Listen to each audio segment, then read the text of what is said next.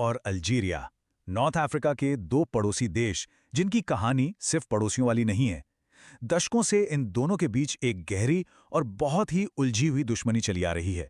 और ये कोई आम बॉर्डर विवाद नहीं है, नहीं, ये एक ऐसी लड़ाई है जो कल्चर से लेकर सियासत और इकोनॉमी तक कई अलग-अलग मोर्चों पर एक साथ लड़ी जा रही है। तो चलिए आज इस पूरी कहानी की परतें खोलते हैं और समझते हैं कि यह मामला आखिर इतना पेचीदा क्यों है। अब देखिए, इस लड़ाई का सबसे हैरान करने वाला मोर्चा कौन सा है? वो है संस्कृति का।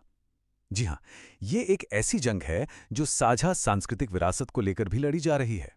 ये जो बात है ना, ये अल्जीरिया के एक कारीगर ने कही है।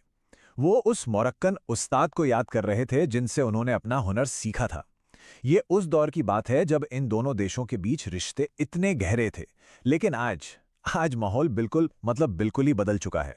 इसे अब विरासत का युद्ध या हेरिटेज वॉर कहा जा रहा है।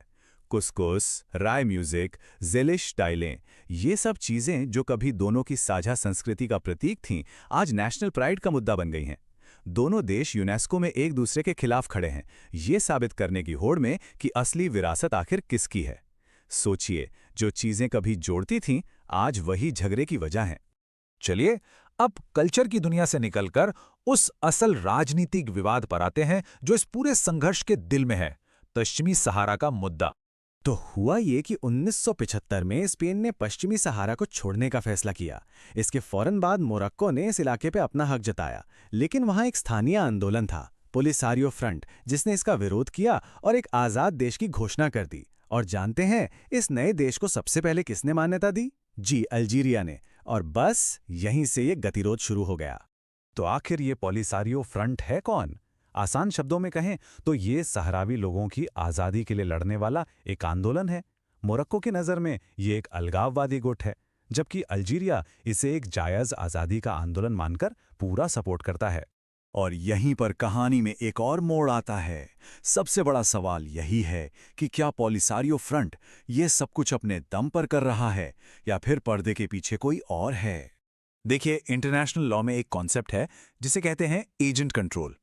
इसका मतलब यह है कि अगर कोई देश किसी ग्रुप को इतना ज्यादा सपोर्ट और कंट्रोल करे कि वो ग्रुप उस देश के एक हिस्से की तरह ही काम करने लगे, तो उस ग्रुप के हर एक्शन के लिए वो देश सीधे तौर पर जिम्मेदार माना जाएगा। कई एक्सपर्ट्स का मानना है कि अल्जीरिया का पॉलिसारियो फ्रंट को सपोर्ट कुछ इसी दायरे में आता है। और इस सब का नतीजा क्या है? नतीजा ये है कि लगभग आधी सदी, मतलब करीब 50 साल से ये मामला यूनाइटेड नेशंस में अटका पड़ा है, एक डिप्लोमेटिक डेडलॉक बन गया है। आज तक कोई पक्का समाधान नहीं निकल पाया और यही दोनों देशों के बीच तनाव की सबसे बड़ी वजह बना हुआ है। अब चलिए थोड़ा और पीछे चलते हैं इतिहास में, क्योंकि इस तनाव की जड़ें बहुत बहुत गहरी हैं। ये जड़ें जुड़ी हैं औपनिवेशिक काल में खींची गई सीमाओं और आज़ादी के बाद हुए संघर्षों से। देखिए, ये अविश्वास कोई नया नहीं है। इसकी शुरुआत 19वीं सदी में हुई, जब फ्रांस ने अपने हिसाब से दोनों के बीच बॉर्डर बना दिए। कई ऐसे इलाके जो ऐतिहासिक तौर पर मोरक्को का हिस्सा थे, उन्हें फ्रांसीसी अल्जीरिया में जोड़ दिया गया। इसी को लेकर 1963 में दोनों देशों के बीच एक छोटी सी जंग भी हुई, जिसे सैंड वॉर कहते हैं। और 1994 में एक आतंकी हमले के बाद से इन दोनों के बीच की जमीनी सीमा आज तक पूरी तरह से एक छोटी सी जंग भी हुई, जिसे सैंड वॉर कहते हैं। और 1994 में एक आतंकी हमले के बाद से इन दोनों के बीच की जमीनी सीमा आज तक पूरी तरह से बंद है। तो ये तो थी इतिहास की बात। अब वापस आते हैं आज के दौर में, जहां लड़ाई का मैदान बिल्कुल बदल चुका है। अब ये जंग लड़ी जा रही है बड़ी बड़ी एनर्जी परियोजनाओं और इस इलाके में अपना दबदबा कायम करने की दौड़ के जरिए। लड़ाई अब आर्थिक मोर्चे पर आ चुकी है। रूस यूक्रेन युद्ध के बाद अल्जीरिया यूरोप के लिए एक जरूरी गैस सप्लायर बनकर उभरा है, तो वहीं दूसरी तरफ मोरक्को रिन्यूएबल एनर्जी, खासकर ग्रीन हाइड्रोजन पर बहुत बड़ा दांव खेल रहा है। साथ ही वो नाइजीरिया से यूरोप तक एक बहुत बड़ी गैस पाइपलाइन बनाने की योजना पर काम कर रहा है। मतलब भविष्य की एनर्जी की इस रेस में दोनों एक दूसरे को पछाड़ने की पूरी कोशिश कर रहे हैं। और ये रेस सिर्फ एनर्जी तक ही सीमित नहीं है, ये अब अपने पड़ोसियों पर असर डालने का एक जियोपॉलिटिकल गेम बन चुका है।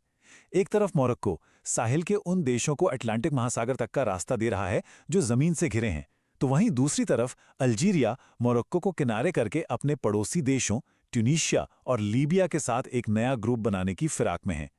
तो इतने सारे मोर्चों पर इतने सालों से चली आ रही इस दुश्मनी का भविष्य क्या है? इस टूटे हुए रिश्ते का आगे क्या होगा? फिलहाल तो हालात बहुत गंभीर हैं। 2021 में अल्जीरिया ने मोरक्को के साथ अपने सारे रिश्ते औपचारिक रूप से तोड़ दिए थे। अल्जीरिया के राष्ट्रपति का ये बयान मौजूदा कड़वाहट की पूरी तस्वीर साफ कर देता है। उनका मानना है कि रिश्ते उस मोड़ पर पहुंच चुके हैं जहां से अब वापस आना मुमकिन नहीं है। और यहीं आकर पूरी कहानी वापस वहीं पहुंच जाती है जहां से हमने शुरू की थी। इन सारे राजनीतिक झगड़ों, बॉर्डर विवादों और आर्थिक होड़ के नीचे एक साझा इतिहास और संस्कृति की बहुत गहरी जड़ें हैं। तो सबसे बड़ा और ज़रूरी सवाल यही है कि क्या राजनीतिक सीमाएं और कड़वाहट दो ऐसी संस्कृतियों को हमेशा के लिए अलग कर सकती हैं जो सदियों से एक दूसरे में गुथी हुई हैं? ये सोचने वाली बात